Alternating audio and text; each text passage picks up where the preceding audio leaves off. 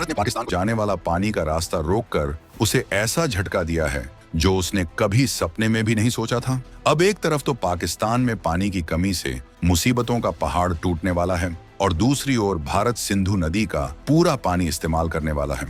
यानी ये फैसला अब भारत के लिए बड़ा जैकपॉट साबित होने वाला है। यानी भारत ने ये फैसला लेकर न केवल खुद को मालामाल कर लिया है बल्कि एक पाकिस्तान को भी जवाब दिया है। अब सवाल है कि भारत सरकार ने सिंधु नदी का पानी रोककर किस तरह से पंजाब, हरियाणा और राजस्थान की किस्मत को चमका दिया है। कैसे जम्मू कश्मीर बनने जा रहा है भारत का नया पावर हाउस। और सबसे बड़ा सवाल, इस एक चाल से पाकिस्तान को कितने लाख करोड़ का फटका लगने वाला है। कैसे भारत बिना गोली चलाए पानी से ही पाकिस्तान को घुटनों पर ला सकता है। कौन से हैं मोदी के वो 5 तिलिस्मी प्रोजेक्ट जो भारत को मालामाल और दुश्मन को कंगाल कर देंगे। इन सभी सवालों के जवाब हम आपको बताने वाले हैं, तो वीडियो के आखिर तक बने रहिएगा।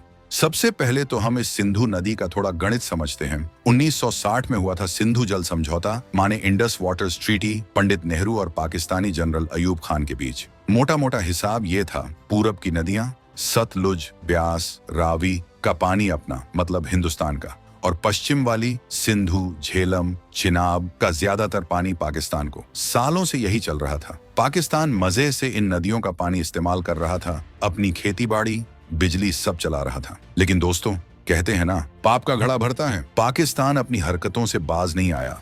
आतंकवाद, घुसपैठ, हमारे जवानों पर हमले, सालों साल ये चलता रहा। भारत सब्र करता रहा। फिर आया साल 2016, उरी की घटना हुई। तब पहली बार प्रधानमंत्री मोदी ने खुल्लम खुल्ला बोला, खून और पानी एक साथ नहीं बह सकते। समझ रहे हो इशारा? मतलब साफ था, अब पानी रोकेंगे। एक कमेटी बनी, फाइलें खुली, पाकिस्तान की तरफ बहने वाले पानी का हिसाब किताब शुरू हुआ। जो प्रोजेक्ट अटके पड़े थे, धूल खा रहे थे, उन पर काम तेज करने का प्लान बना। टुलबुल परियोजना पर फिर से बात होने लगी। पाकिस्तान की कंपकंपी छूट गई। फिर 2019 पुलवामा, देश गुस्से में था। तब नितिन गडकरी ने ऐलान किया, हम अपने हिस्से का पानी पाकिस्तान जाने से रोकेंगे। ये पानी हमारे किसानों को मिलेगा। ये था सीधा एक्शन। सालों से लटका शाहपुर कंडी बांध तेजी से बनने लगा। उज मल्टीपर्पज प्रोजेक्ट का प्लान सामने आया। मकसद एक, जो पानी फोकट में पाकिस्तान जा रहा है उसे रोकना। लेकिन असली खेल तो अब शुरू होना था।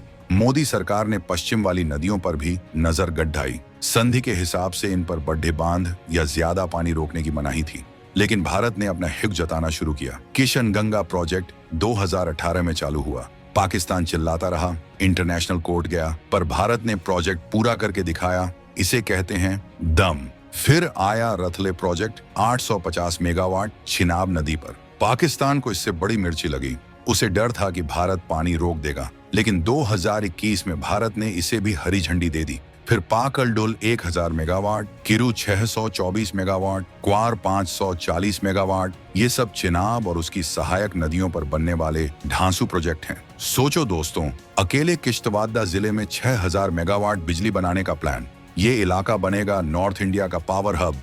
जनवरी 2023 में भारत ने पाकिस्तान को सीधा नोटिस थमा दिया। बोला, जमाना बदल गया है, आबादी बढ़ गई, मौसम बदल रहा है और तुम आतंकवाद बंद नहीं कर रहे। अब इस संधि को बदलना पड़ेगा। खासकर जिस तरह पाकिस्तान बार बार इंटरनेशनल कोर्ट भाग जाता था, उस पर भारत ने कड़ी आपत्ति जताई। और फिर अप्रैल 2025, इस घटना के बाद भारत ने वो एक्शन लिया जो पाकिस्तान ने कभी सोचा तक नहीं था। भारत ने cabinet committee on security CCS में वो फैसला लिया जिसका सबको इंतजार था। सिंधु जल संधि सस्पेंड, अस्थायी रूप से निरस्त। विदेश सचिव ने साफ कहा, जब तक पाकिस्तान आतंक का साथ देना बंद नहीं करता, ये संधि ठंडे बस्ते में। पहली बार भारत ने फॉर्मली इस संधि को रोका है। ये दिखाता है कि अब पानी सिर्फ पानी नहीं, भारत के हाथ में एक स्ट्रेटेजिक हथियार है। दुश्मन को उसकी भाषा में जवाब। अब भारत पश्चिमी नदियों पर भी अपनी मर्जी से बड्ढे बांध बना सकता है, पानी स्टोर कर सकता है। वो सारी पुरानी बंदिशें गई तेल लेने। इसे कहते हैं बाप की एंट्री। अब सुनो असली माल की बात। भारत को इससे फायदा क्या होगा? कैसे हम होंगे मालामाल? पहला बड़ा फायदा, बिजली। वो जो 5 बड़े प्रोजेक्ट्स बताए ना, किशन गंगा 330 मेगावाट, रतले 850 मेगावाट, पाकल डुल 1000 मेगावाट, किरू 624 मेगावाट, क्वार 540 मेगावाट, ये सब मिलकर लगभग 3344 मेगावाट बिजली पैदा करेंगे। सालाना करीब 12,326,000,000 यूनिट। अगर 4 रुपये प्रति यूनिट का भाव भी लगाएं तो साल का लगभग 5,000 करोड़ रुपए का सीधा फायदा। और ये तो बस इन 5 का हिसाब है। पुराने प्रोजेक्ट्स जैसे बगलिहार 900 मेगावाट और सलाल 690 मेगावाट तो चल ही रहे हैं। अब सबसे बड़ा गेम चेंजर सुनो, बुरसर प्रोजेक्ट चिनाब पर लगभग 800 मेगावाट बिजली और साथ में आधा मिलियन 1 फीट MIF पानी स्टोर करने की भयंकर कैपेसिटी। संधि की वजह से ये अटका था। अब इस पर तेजी से काम होगा। इससे न सिर्फ बिजली मिलेगी बल्कि जम्मू कश्मीर में करीब 45,000 हेक्टेयर सूखी जमीन पर पहली बार नहरों से सिंचाई होगी। चिनाब का पानी सीधा खेतों में। सोचो दोस्तों, क्या तिलिस्मी बदलाव होगा। अब आते हैं राज्यों पर। किसकी किस्मत चमकेगी? जम्मू कश्मीर और लद्दाख, ये तो सीधे पावर हाउस बनेंगे,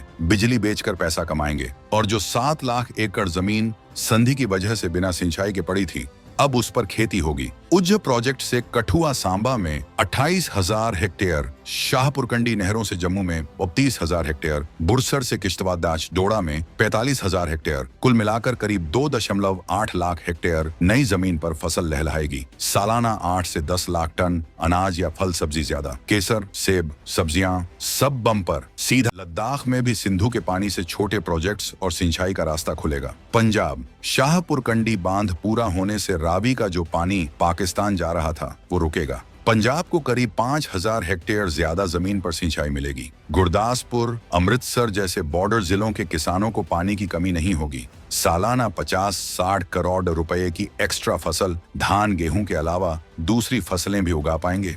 हरियाणा की पानी की सिक्योरिटी और बढ़ेगी।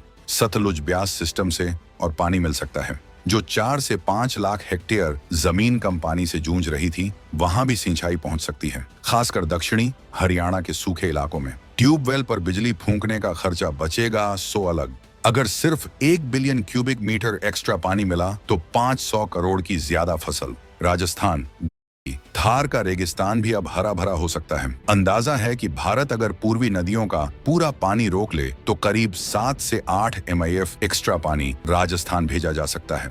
इतने पानी से 2 से 3 लाख हेक्टेयर नई जमीन पर खेती हो सकती है। इंदिरा गांधी नहर परियोजना IGNP जो पानी की कमी से जूझ रही थी, उसे फुल कैपेसिटी पर चलाया जा सकेगा।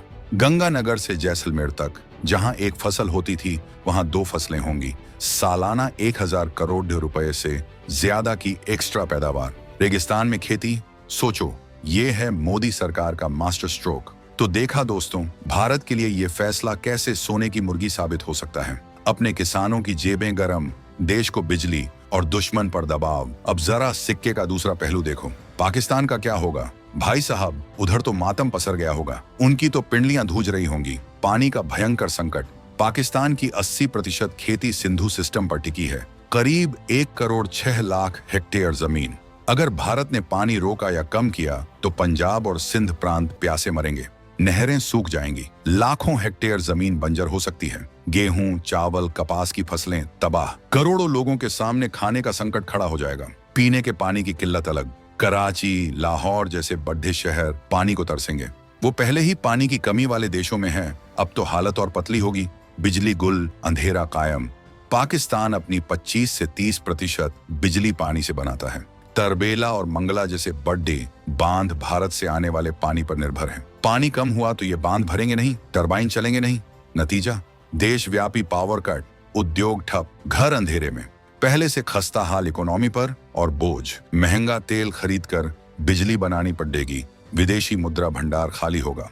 इकोनॉमी का भट्टा बैठ जाएगा। खेती पाकिस्तान की GDP का लगभग 1/4 हिस्सा है। पानी नहीं तो खेती नहीं, खेती नहीं तो GDP धड़धाम। किसानों की कमाई गिरेगी, बेरोजगारी बढ़ेगी, लोग शहरों की तरफ भागेंगे। कपड़ा उद्योग जो कपास पर चलता है वो बर्बाद। चावल का एक्सपोर्ट ठप, रुपया और गिरेगा। अंदरूनी सियासत गर्म होगी, प्रांत आपस में पानी के लिए लड़ेंगे। लाखों करोड़ों रुपए का नुकसान। अंदाजा लगाना मुश्किल है, लेकिन एक्सपर्ट्स मानते हैं कि अगर पानी का फ्लो लंबे समय तक कम रहा तो पाकिस्तान को हर साल हजारों करोड़ नहीं बल्कि लाखों करोड़ों रुपए का नुकसान झेलना पड़ सकता है। खेती, इंडस्ट्री, एक्सपोर्ट सब मिलाकर एक भयंकर आर्थिक बवंडर आ सकता है। मतलब साफ है दोस्तों, पाकिस्तान ने जो बोया वही काट रहा है। आतंकवाद पालने की कीमत अब पानी से चुकानी पड़ेगी। भारत ने दिखा दिया है कि वो अपने हितों के लिए किसी भी हद तक जा सकता है। तो दोस्तों, ये है पूरा खेल। सिंधु संधि सस्पेंड करके भारत ने एक तीर से कई निशाने साधे हैं। अपने लोगों को पानी और बिजली, अपनी इकोनॉमी को बूस्ट और दुश्मन पर ऐसा दबाव कि उसकी रूह कांप जाए। ये दिखाता है नया भारत जो सहायता नहीं जवाब देता है। हाँ, ये सच है कि सारे बांध बनने में टाइम लगेगा, पूरा पानी कल से नहीं रुक जाएगा, लेकिन भारत ने इरादा जता दिया है। संदेश साफ है, सुधर जाओ वरना प्यासे मरोगे। पाकिस्तान अब या तो बातचीत की टेबल पर आएगा, गिड़गिड़ाएगा या फिर अपनी बर्बादी देखेगा।